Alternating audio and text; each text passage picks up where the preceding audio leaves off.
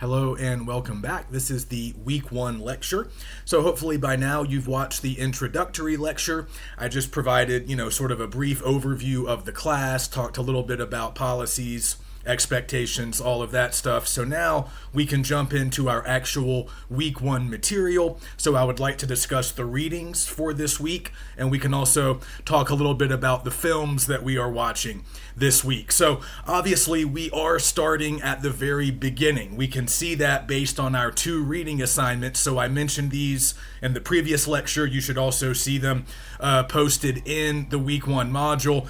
They come from the very first chapter of our book, which is entitled The Early Years. So that's very fitting. We are starting really at the beginning of cinema. We are starting at the beginning of motion pictures at the end of the 19th century. So we're taking a look at the first two articles contained within that larger chapter entitled The Early Years. So we're looking at origins and survival. That's the first one. And then early cinema, the first two articles within that chapter. Now, if you're interested, you can go on and read the piece on transitional cinema, which begins on page 23, but I'm not assigning that. That is an optional reading. If you want to go ahead and finish the chapter, you can read that third part or that third article of the chapter, but I'm only assigning the first two. So those are the ones I want to talk about today. And of course, they mention in the book several of the films that we are watching here in week one. So that kind of works well also. So we are starting at the beginning, and some of you might be wondering, why is there such a sort of historical focus here? And I did want to say a few things about that as we got started. I kind of mentioned it in the introductory lecture as well, but this class is largely built around cinematic history. We are using this book, which is clearly a history of the movies. We are kind of moving in a chronological progression through these different developments in periods of film history, but this class is not necessarily a history class. It is an introduction to film studies. I would just argue that film history is a big part of film study. But the other thing that I want us to sort of be doing and working on throughout the semester is analyzing films. So I mentioned that in my introduction, and that's why I posted that glossary of film terms and concepts that I really want you guys to use. So we're not really going to get into a whole lot of that stuff yet this week, because as we're going to see, it took time for a unique cinematic language to really develop. So a lot of the techniques, a lot of the technology that I mentioned in the glossary, even some of those job titles and positions, all of that stuff would kind of get worked out a little bit later. As we're going to see here at the beginning, movies were pretty strange. They were pretty primitive compared to what we are used to as modern viewers. So a lot of that stuff on the glossary is going to come into play a little bit later in the weeks to come. But what we are going to notice today here in week one is the very early stages of this development of what we might think of as like unique cinematic techniques, a unique visual language that really only belongs to movies. And that stuff starts to emerge during these early years, as we will see today. So if we start with that very first article, Origins and Survival, they talk about, the dawn of cinema, the birth of motion pictures, and the author says that there was really no singular event. There was no sort of Big Bang equivalent that led directly to the birth of cinema. Instead, there were several major events that took place kind of close together, and combined, all sort of working together, led to this creation of a new art form. So we're going to talk about some of these developments. These are really sort of like technological breakthroughs or innovations. And if you want to know more about them, of course, you can always read more. The book often just summarizes, and I'm often going to cover this stuff pretty quickly in lecture because, like I said in my introduction, we don't necessarily have to be experts. I don't imagine that we are all future film studies majors, but we do need to be familiar with some of this stuff. And if you have some terms, if you have some names, if you have some basic info that you learn from the book and from lecture, then you'll be equipped to find additional information on your own if you ever want to. So a couple of these major events that are happening in the 1890s, and they talk about it early in the book. The invention of the kinetoscope by Thomas Edison in 1891. So Edison is, of course, a very famous American inventor, but some of you might not know that he was very much involved in the early history of motion pictures, movies. So the kinetoscope was very important, and then a few years later in 1895, we had a serious breakthrough when the Lumiere brothers became, according to many, the first to project a movie on a screen for a paying audience. So that occurred in December of 1895 in Paris. The Lumiere brothers, of course, being French. So the book talks about the three countries that were really kind of on the cutting edge of early cinematic technology. The US being one, France being another, and Great Britain or England sort of being the third. That's where a lot of the innovations and technological breakthroughs were happening in the 1890s and the very early years of the 1900s. So they mention in the book that maybe the Lumiere brothers really weren't the very first to project a movie. That might have actually happened a few months earlier in Berlin. A German filmmaker may have actually done that first, but it doesn't really matter. The Lumieres were the first to really market and travel with this new technology, so they often get sort of privilege or priority of position there when we're talking about these early days. But they want you to understand in the book that movies really drew from a lot of different pre-existing technologies, and there's not this super clear chronology when it comes to the development of movies and then other things that we might think of as kind of similar, like television. Right, so they mentioned that movies are drawing upon a lot of pre-cinematic technologies. One they mentioned, and I put a picture of one of these up in the week one module, the magic lantern. So a magic lantern was a very early type of image projector. It really dates back to like the 16 and 1700s. It's very old. It's very popular in Europe, and basically it used still images, pictures, paintings, prints, or photographs, and you would put those still pictures on a transparent plate, usually made of glass. And then you had some kind of a lens and some source of light, a light source, so you could then project the image onto a bigger screen or a wall, any sort of solid surface, and people could look at it, a larger audience could look at it. But there was no real motion or illusion of movement. You were just looking at still images, but you could see them in a much bigger projected way. So magic lanterns continued to be popular, through the late 1800s, even until, through the early 1900s. So that was an influence on motion pictures. Obviously, photography, like still photography, which was still a pretty new technology in its own right. That was also very influential. You need to keep in mind that at the end of the 1800s, really the whole second half of the 1800s was a time of real technological advancement. There was a flood of new technologies during that roughly half a century, really beginning sort of in earnest around the middle of the century with the development of photography. Which again, by the time movies come along, photography had really only been a mainstream sort of thing for about 40 or 50 years. But there's obviously some similarities between those two mediums, those two art forms. But a lot of other new technology was getting developed around the same time. You guys probably already know about this from some previous classes, or maybe you just read about it, but the development of the telephone, the radio, and obviously movies, but also like cars, like the types of cars that we have today with, internal combustion engines. All of that stuff really became readily available and pretty mainstream by the end of the 1800s, the end of the 19th century. So movies were just one of many.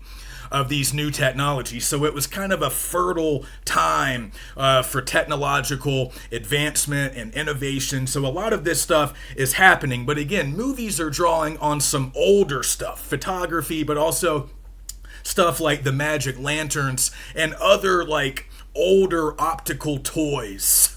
And they mention a few of them in the reading. Stuff that had been around for centuries, and movies were kind of borrowing a little bit from them. Also borrowing from the theater, stage plays, which that's obviously a very old art form. And a lot of early movies were quite similar to plays, at least in terms of how they were staged, shot, some of the acting techniques, even some of the actors themselves would have been stage actors primarily. So some similarities we can trace there as well.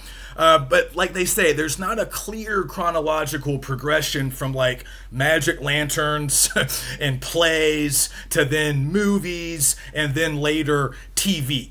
A lot of this technology was all kind of getting developed and worked on at around the same time. There's a lot of overlap. So again, they mentioned that magic lanterns continue to be popular after the advent of movies. And there were early experiments in electronic image making and transmitting images on a TV-like device as early as the 1880s. Now, TV would not become common or accessible to most Americans until like the middle of the 20th century, but some of that technology already existed. Experiments were already going on a lot longer, much earlier than that. So it's not a clear chronology, but we can sort of locate movies within this larger sort of process of rapid development, advancement, sort of modernization, if we want to think about it like that. These are a lot of modern technologies or modern art forms that were really first getting created. And in some cases, they might even seem outdated. Like the radio might seem like an old technology, but it was pretty exciting when it first debuted in the late 19th century. Same with the telephone, right? We take the phone for granted, but, around the 1870s, the idea of being able to talk to anybody anywhere in the world on this relatively small device was pretty earth-shattering. So a lot of that's all going on at around the same time. But obviously, we're primarily interested in movies here. So there's one concept that they talk about in the book, and I wanted to reinforce here in lecture, because it's important not only to understand the early days of films, but really just to understand how movies work in general. So we'll notice in Origins and Survival, there's a lot of technical discussion about stuff like film stock and, aspect ratio. We don't necessarily have to concern ourselves too much with that stuff, but it's helpful to just read through it. It might not come up a whole lot for us. We don't have to get too deep into the technical details, but it is sort of helpful to just understand the basic technology behind motion pictures, because we take that stuff for granted now because it's been around for a while. We're used to it. We've seen it a lot. But in order to appreciate how groundbreaking and sort of novel these technologies were, we have to sort of understand how they worked and how they were different from pre-existing forms of art and entertainment. So an important concept for all of that, to understand all of that, is called persistence of vision. And they talk about this in the book, but it's basically like an optical illusion. And this is a very important concept for movies. It's kind of a founding principle on which movies operate. So this is really the illusion of continuous movement. And the idea is, as the viewer, you are presented a series of individual images that appear rapidly, one after another, in front of some kind of a light source, which enables those images then to be projected onto a screen, and that's probably how you're watching it. So the way that works, though, it is a little bit of an illusion, because we think that we're watching something continuous, but in reality, each image is briefly held in front of the light and then replaced by the next image. So there's actually a transition or a break between each image, but we don't really perceive that as viewers. And the fact that we don't perceive that is very important. That's very important to the overall effect that the movie is trying to achieve. So if the transition from one image to the next is smooth enough, if it's fast enough, seamless enough, and the images that are following each other are similar enough to each other, if they are following in some kind of logical sequence or progression, then the illusion of movement is created. And this is really how movies work. And early on, we thought of this as largely being sort of a phenomenon that takes place in a person's eye, or like in a person's retina, having to do with like how long an image can be imprinted on the retina or something. I don't really know. They mention in the book how we've kind of discarded the notion that this all has to do with your eyes. And nowadays, we're pretty sure that this has more to do with the brain and how the brain perceives things and how we sort of process sensory images, visual images. I don't claim to really know the science behind it. If you're interested, you could certainly read more about it. It's been written about and talked about quite a bit, persistence of vision. But it's an interesting thing to consider. It's an interesting thing to think about. And if you understand that basic idea that we have a series of images, they're all separate individual images, and they're all getting passed in front of the light, one after another, rapidly. But there is a break in between them. If you understand that, then you kind of understand how a lot of editing works. You understand the notion of a camera shot, which is sort of like an individual unit of this much larger thing. We'll talk more about camera shots today. Each individual shot is sort of strung together in this long progression of images. We think it's continuous, but really it's more of an optical illusion being created by the way the film is being passed through the light and the way we can process the images. So whether it's the retina or the brain, everybody sort of experiences persistence of vision, and that's the foundational principle of how movies work and how movies seem to be presenting continuous, coherent action. Okay, so that's important because, again, these concepts are getting worked out and these techniques are getting worked out here at the early sort of dawn of motion pictures. So early movies, again, are very simple. They often consist of just a single shot, and the technology back then was a lot more primitive when it came to how the images were being passed through the light source. So we'll talk about a little bit of that stuff today. But I also wanted to mention the kinetoscope, which was invented by Edison. And it's a really interesting technology, obviously very influential to the later development of motion pictures. But one thing you guys might hear a lot, and they say it in the book at least once, is that we couldn't really have movies until we had the ability to project movies onto a larger screen so a big audience could watch them.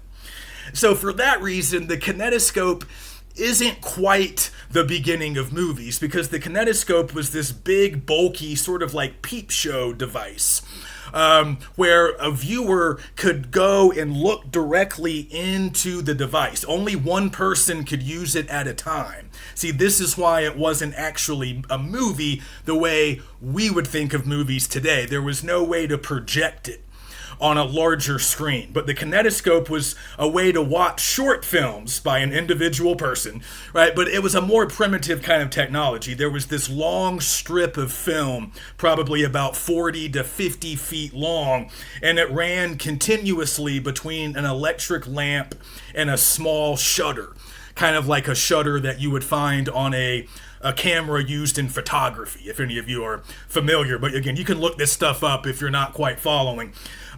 So again, there was an optical illusion at work here, but there wasn't really any continuous motion being created because the film was running constantly. Like it wasn't, you weren't getting those individual images kind of isolated in front of the light source. The film was just running constantly, but the light was partially controlled by the position of the viewer's body. So again, you guys have probably seen devices like this where you have to peer into the eye hole and only one person can do it at once. So the light was controlled by the position of the viewer's body and by their perspective, because they were peering directly through the lens, directly into the device. So when you did it that way, that optical illusion, the illusion of movement, and was sort of created, and it seemed like each image was getting, isolated in front of the light, so you could see it, and then it would be replaced by another image. But again, no one image was actually being held stably in front of the light source. It just seemed like they were. So as a result of that, you could never project it onto a larger screen for a larger audience. It was just too cumbersome, it was too primitive, and the way it worked was only going to work for one individual peering directly into it. It would never work for larger projection, which meant you could never have it for larger exhibition, which is how the Lumiere brothers broke through a few years later. So enter the Lumiere brothers in France and their device, the cinematograph, or the cinematograph. I can't really say it. The cinematograph, I guess, would be the closest way to say it. It's originally a French term, and it's, of course, partly where we get the term cinema. So this was a similarly big, bulky device that would double as both a camera and a projector. But what made the Lumiere brothers device better and more advanced than the kinetoscope was it had a way to isolate each image in front of the light source, whereas the kinetoscope could not. So in the Lumiere brothers' creation, they had this metal claw that pulled the film down, frame by frame in front of a gate, and then it held each image in front of the light before moving on to the next image. Now, this was still a pretty primitive technology because the claw would pull the film down in sort of a herky-jerky, rough way. But as you'll notice, if you watch that compilation of early Lumiere brother films, their movies were very short.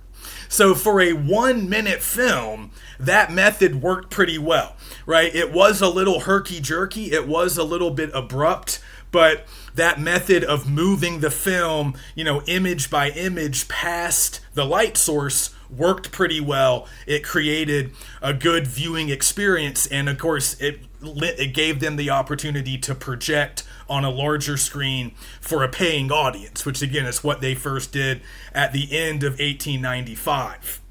But as this technology continued to advance, as movies continued to advance, they needed to come up with a smoother way of moving the film stock through that gate or past that light source, so that it wasn't so herky-jerky every time we moved from one image to the next.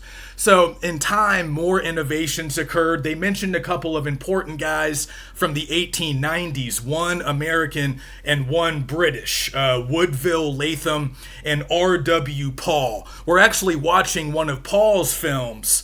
He was a Brit, an Englishman who was very important in some of his camera making techniques. He helped to build and develop some of the early movie cameras, and he also was an early pioneer of film. So Rough Sea at Dover, that's one of Paul's films. I don't think he actually shot it. He got somebody else to operate the camera, but it was sort of, his project. And you'll notice how primitive that movie really is. It's roughly 1 minute.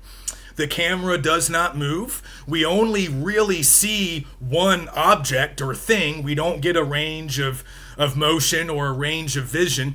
We just see a pier or some kind of a dock getting hit by waves or some kind of a seawall or something getting hit by waves. Right? That's it. And that's very characteristic of a lot of these early movies. But Paul was an important sort of developer of the camera and some of these other techniques, editing techniques, projection techniques. So they talk about this on page 7 in one of those little breakout texts. We don't have to get into it a whole lot here. You don't have to be a technical expert. But if you find this stuff interesting, I would encourage you to do some further reading. So they mention how Latham and Paul later in the 1890s helped to create the practice of putting a loop into the film So it would kind of get threaded through a little bit more smoothly. And they also created the Maltese cross as, again, just part of this larger process of smoothing out the process of projecting a film. Okay, making it less herky-jerky as you perform these transitions from shot to shot, from image to image. Right? Because again, that's an important part of persistence of vision, right? The illusion is created because we think we're watching something continuous, when in reality, we're watching a bunch of individual shots that have been spliced together. But it doesn't seem that way to us because the transition between those shots is so quick and so seamless and so smooth. It took them a while to figure that out, right? But over time, they continued to advance and they started to figure it out. And in the process, they started to develop these specific techniques, these specific practices, many of which are still with us today. So as they mentioned in the book, the loop and the Maltese cross are still used today in the projection of 35 millimeter film, which is still kind of the standard film stock used by most filmmakers. So it hasn't really changed that much in well over a century. So that's kind of neat to think about. So for the rest of that first article, you get some info on film stock, formats, color, sound. All of that's interesting. And again, if any of it piques your interest, I would encourage you to do some further reading. But we're not really going to get into it now. Again, I don't want to wade too deeply into all the technical stuff. I want us to have some understanding, but we don't need to become too deeply concerned with that stuff because it can be a little bit overwhelming and it might be brand new to us. So again, we're just learning some of the basics about how movies work, right? And how they're first starting to kind of come into existence. So a final thought from that first article is just a little bit on the distribution process. I want you guys to remember what they say near the end of the article, how it was kind of the Wild West back then. There weren't a lot of, precedents or pre-existing practices for movie distribution or exhibition. One thing y'all should really pay attention to in the glossary that I posted is the three major stages of movies. The way movies get made, sold, and ultimately shown to audiences. So those three levels are production, distribution, and then exhibition. Right, so we'll talk about those throughout the class, but they talk about distribution and exhibition in these early chapters, and there's some interesting stuff to note about that. Distribution was kind of wild. A lot of these movies would be edited in different ways. They would have different endings for different markets, maybe different intertitles. Remember, we're in the silent film era here. No sound. Yeah, I mean, there was sound, but you couldn't hear characters talk. There would be music oftentimes, but that would maybe be an orchestral accompaniment. But there were types of sound, as they mention in the chapters, but all of that stuff would kind of vary depending on where the film was going to be sold. So if it was an American film getting sold in Europe, they might have an alternate ending. They would have those intertitles, the text that appears on the screen that kind of gives us narration. That would be in multiple languages for different markets. It was, there wasn't a lot of pre-existing norms and standards. It was all sort of getting created for the first time. And they also mentioned that a lot of films were lost and destroyed in those early days. We don't have a ton of surviving films from these early days of cinema because film at that time was considered really cheap entertainment, not super important, so there wasn't always much of an effort made to preserve a lot of it. So they mentioned not until the 1930s do we really have film preservation in this sense that certain movies need to be maintained, held on to, so we can watch them well into the future. All right, so let's move on to early cinema. That's the second piece that I asked you guys to read here in week one. And this is stuff that I think we can sink our teeth into a little bit more because it gives us some nice historical periods to think about. And it gives us some really interesting ideas that, again, aren't just important now, but they're really like the building blocks of movies. They're important to our larger understanding of the art form and the medium. Just kind of the way movies worked. And it wasn't all natural. People had to sort of figure a lot of this stuff out. But one thing they do cover early in that piece that I wanted to go over was, again, sort of a chronology that we can hang on to when we talk about this very early period. So they mention the earliest films, and we're watching some of them from the Lumiere brothers, The Rough Sea at Dover. Some of these early films consisted of just a single shot. There was not a series of shots being put together in this illusion of continuous motion. It would just be a single shot. Okay, barely a minute in length. Okay, so that's a lot of what we see in the 1890s. And as they will get into a little bit later, a lot of these films, they had no real story. There was no narrative that we could really identify. They are just everyday life, sort of ordinary people doing ordinary things, or just sort of inanimate objects in some cases. So they're very short, and they don't even really qualify as fiction films, right? Because we think of fiction films as having plots and characters, things are happening. These early movies, they're not telling stories in that way. They're simply presenting people and objects, and in some cases, people doing things. And that was novel and interesting at the time. So that's the very earliest cinema. Then we move into our second level, which starts around 1903, 1905, and we start to see movies getting a little bit longer. Now they're maybe 5 to 10 minutes, maybe a little bit more, like A Voyage to the Moon or The Great Train Robbery, two of the other films we're watching. So they're getting a little bit longer, still very short compared to the modern day feature-length film. But they're getting a little bit longer, a little bit more complex, and they often start to include multiple shots, multiple camera locations. In a film like Rough Sea at Dover, the camera never moves, right? They set up the camera and they shoot that image of the waves hitting the seawall or whatever, and that's it. They don't move to a different location. They don't get multiple shots. It's all stationary and pretty static. But pretty soon we get multiple camera locations. We get different sort of places where the action takes place, right? We move locations. We have multiple shots, and perhaps most importantly, we start to get stories. We start to see narratives. Of course, they're short and they're pretty simple, but we do start to see the emergence of what we would recognize as narrative storytelling in these movies.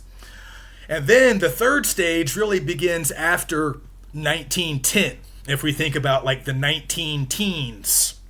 And it's then that we start to see full-length feature films of the type that we would see now, around 2 hours, maybe an hour and a half, maybe a little bit longer than 2 hours. We start to see those types of lengths in the 19 teens. And we see a lot of new cinematic conventions, a lot of uniquely cinematic techniques that, again, you wouldn't have seen in other art forms. You wouldn't have seen that stuff in the theater, obviously not in a novel or a painting or a photograph.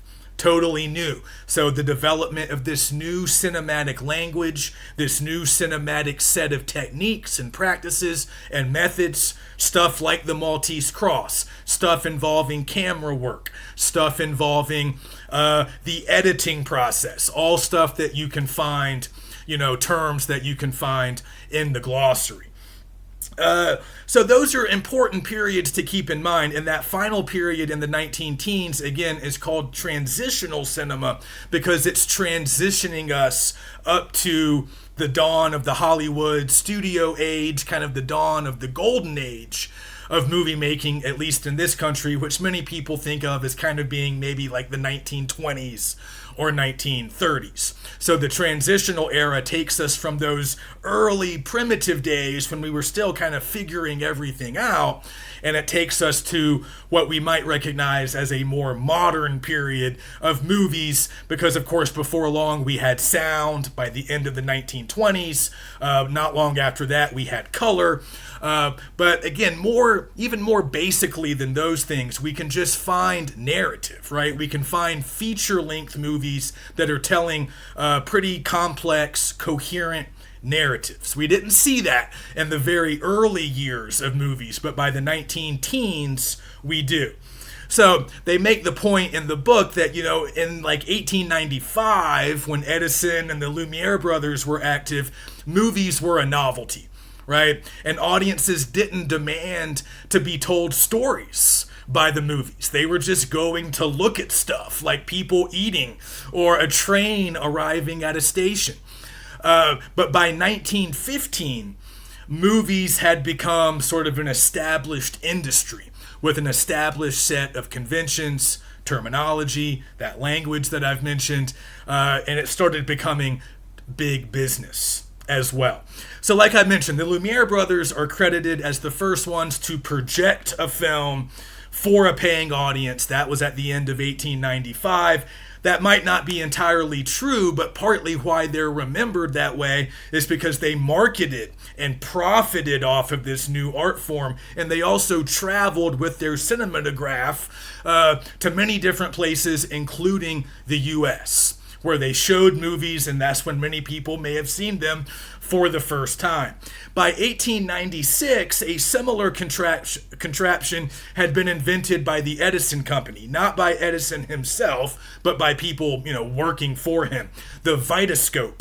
So the Vitascope worked in a way that was very similar to the cinematograph, which meant it was, I think it was still both a camera and a projector, but it could project these films onto a bigger screen. So in 1896 in New York, the Vitascope debuted, again, under the sort of title of the Edison Company. They showed 6 films at that debut, at that premiere. One of them was Rough Sea at Dover. And again, in these early years, like the book tells us, it's the sheer novelty of the movies rather than the stories or the content of the movies that really grabbed audiences' attention. There's a great passage near the bottom of page 17 that really drives this home. The first film audiences did not demand to be told stories, but found infinite fascination in the mere recording and reproduction of the movement of animate and inanimate objects. So again, it was new technology. They didn't need stories. They didn't need anything complex. They were blown away by being able to watch people move, by being able to watch people walk around or to see a train approach. That kind of movement had never been able to be captured before, right? Photography couldn't do that. Magic lanterns couldn't do that. They weren't creating that same type of persistence of vision. They weren't creating that illusion of continuous movement in quite the same way. I mean, again, the magical lantern kind of did, but not in quite the same advanced, sophisticated way. So it was just the novelty of it. So the fact that people were seeing everyday activities, really mundane, ordinary activities, that wasn't a problem. They were still pretty entertained by that. But pretty soon, it really didn't take long, roughly a decade, before films became more narrative in nature. So again, we're seeing some very early examples with Georges Méliès, another French filmmaker who does The Voyage to the Moon, sometimes called The Trip to the Moon. Both translations are used. Again, it tells a story. It's kind of a silly story, but it does tell a story. And also The Great Train Robbery. These are early narrative films. They're still pretty short. They're very primitive in terms of some of their filmmaking techniques, but they are examples of that second phase of early cinema. So the first phase is from 1895 until like the very beginning of the 1900s. That's Rough Sea at Dover, Lumiere Brothers, ordinary stuff, non-narrative, really, really short, often consisting of just one shot. Then that second period of early cinema, multiple shots, multiple camera locations, a little bit of a narrative, maybe about 10 or 15 minutes long. And then a little bit later, by 1910, we move into the transitional era, and we're not quite there yet. But just keep that chronology in mind. It will help as we're remembering some of this stuff later. So one thing to keep in mind also, and this is going to bring you back to the glossary, I provide a definition of a camera shot when I'm talking about cinematography, but it's important to think about the camera shot a little bit because early films were mostly concerned with just maintaining one single long individual camera shot. And a shot in the world of film is a series of frames that are shot uninterrupted from the moment the camera starts rolling, from the moment it stops. Okay? So that's a shot. And typically, once we're watching a movie, if we're thinking about a modern movie, once we're watching a movie, it's already been edited. So what we're watching is really just a long series of individual shots. And we can get more minute, right? Within each shot, there's a series of frames, right? And that's really where the persistence of vision happens, I think, is at the frame level. But what we're really perceiving sort of consciously would be individual shots, like a long shot of a building, followed by a medium shot of a man walking out of the building. So we kind of understand that those are two separate images. We see the building first, and then we have a rapid, seamless cut to the next shot, which is of the man from maybe the waist up, a medium shot, waist up, walking out of the building. So that's kind of how film language works, right? That's kind of a uniquely cinematic way of telling a story. You see one image, it's immediately followed by another image that seems to follow logically in terms of both time and space, and that's how a movie progresses. We see one shot after another. They create this causal chain, this kind of link of cause and effect. They all seem connected. But again, we don't think about how many different shots we're actually seeing because the transitions between them are made so seamless during editing, right? Because in reality, most shots that we see are really, really short. We often don't think about that, but next time you're watching a movie, try to identify specific shots. Here's a shot of a person's face, a shot of a book, a shot of a car, a shot of a building, a shot of a cat, right? Notice how rapidly they all progress. Notice how short each individual shot really is. They typically might only last from about 3 to 5 seconds. But we don't really think about that very consciously while we're watching a movie. It would be a bit distracting. But it is noteworthy if you sit down and do it, just how many different shots really are stitched together. But in those early films, they often would just have a single shot. They would turn the camera on, right? They would record whatever it is they were recording, and then they would hit stop. And that's the movie, right? So that's about as simple as it gets. And that's at the very early stage, of cinema. But in time, as we started to tell stories, we had to change some of our techniques. So what they mentioned in that early cinema article is that in those early one-shot films, the camera never moves. But also the filmmakers are not trying to create what are called temporal relations or story causality. Okay, what do those mean? Well, temporal relations just means moving through time in a logical way. And then story causality basically just means like cause and effect, right? In a typical narrative, we're always going to have story causality. The character gets in his car, he drives to the place, he gets out of his car, and he walks into the new place. We understand why he's doing that, right? Everything he's doing has a cause, right? It's being, led up to by what happened previously. And then what happens next is going to be a logical byproduct of what he's doing right now, right? So we understand that. That's how narratives function. But those early films didn't have that. It would just be a single shot. There's really no progression through time. There's no story, so there's no real need for causality.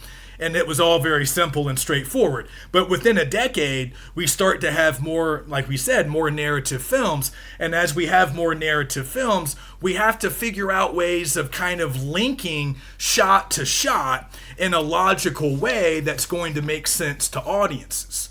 And also, we have to start coming up with new techniques for actual camera work. Maybe doing more with the camera, moving the camera.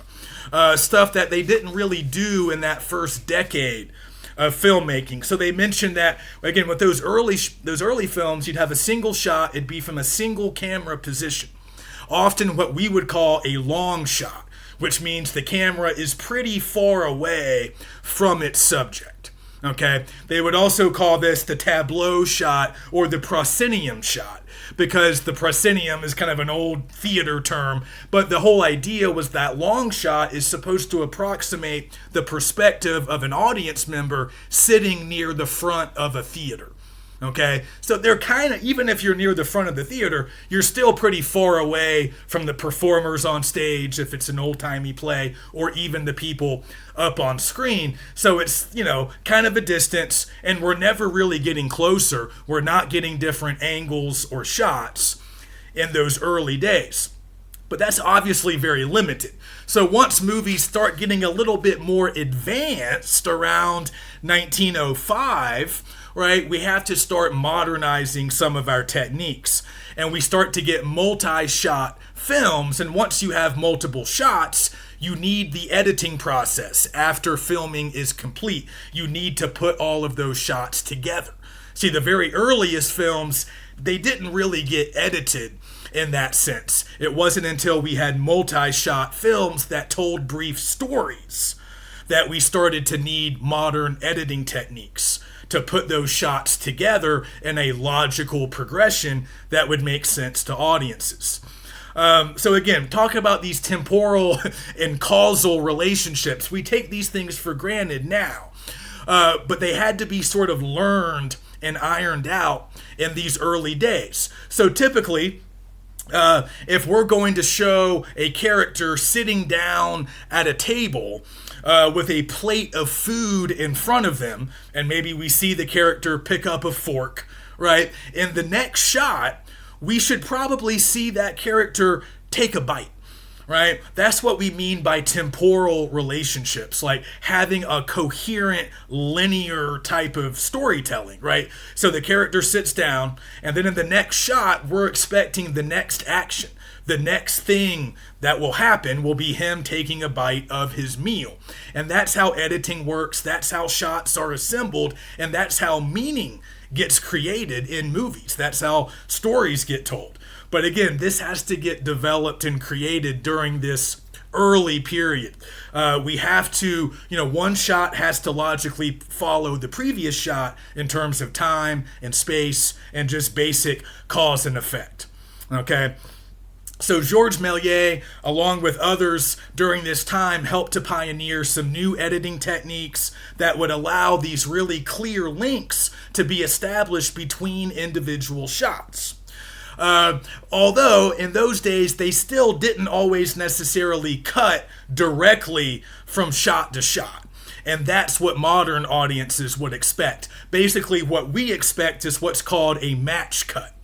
And a match cut means that you are cutting from one shot to another, but the composition of the two shots kind of match up with one another, right? There's that logical progression. They are matched by the subject matter and the action.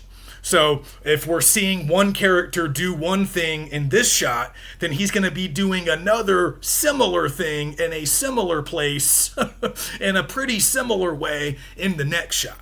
Now, of course, at a certain point, we might change locations, right? But that's always made clear.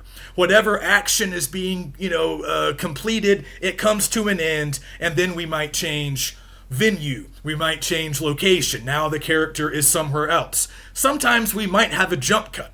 which means that we cover a lot of ground. We suddenly jump to a new place or a new time without much explanation. Some movies use that for effect, but typically we're used to seeing a match cut, which, again, just creates this causal chain, this sort of logical progression of events and actions. But if you watch Méliès and some other early filmmakers, they understood how to go from shot to shot, but they weren't always making such a clean, direct cut or a match cut. Sometimes they would have a dissolve or a fade or some other visual effect, many of which are still used today, but they might use some of those in between shots. Like they mentioned Méliès using dissolves in between shots. That's kind of weird, right? And that's weird to modern viewers because we're more accustomed to the match cut. But all of this stuff is continuing to get developed in the early 1900s. So just to kind of wrap up, they do mention exhibition near the end of that article, and it's just kind of neat to think about the fact that early movies were often viewed at like county fairs or world fairs or like traveling shows. As they mentioned with the Lumiere brothers, they took their cinematograph on the road, right? And a lot of other early filmmakers would have traveling cinemas, right? They would go from town to town showing usually a handful of short films. So that's kind of fun. And also maybe even at scientific exhibitions, you could see movies. It's not really until 1905, at least in the US, where you start to see dedicated venues created specifically for movies, what we would call, of course, movie theaters. So we'll keep thinking about all three of those levels of filmmaking: production, distribution, and exhibition.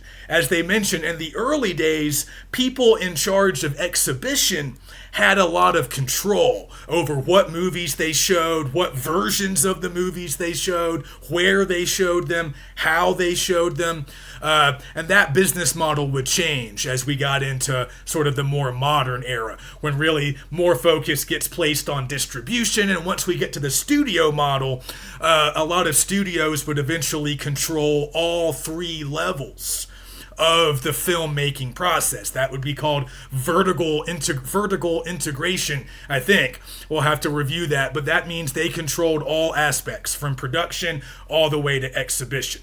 But that wasn't the case in the early 1900s. It was still kind of the Wild West as far as the business model was concerned. And finally, the last thing to think about, and they'd say this at the very end of that early cinema article, they tell us that film would eventually become the dominant mass medium of the 20th century. And that's true. It would take a few more decades for that to happen, but it's very true. And in the process of becoming that, film would, of course, acquire its own formal conventions. That just means its own concepts, its own techniques, its own vocabulary and language. It would also acquire its own industry structure. We don't really get to that until maybe week 2 or week 3, where we'll talk about the rise of the Hollywood studio system. And then ultimately, also we'll see unique exhibition venues, movie theaters. They would sprout up all over the country, all over the world, with the specific purpose of showing movies. So all of that will come in the weeks to follow. So let me know if you guys have any questions, and I will see you next week.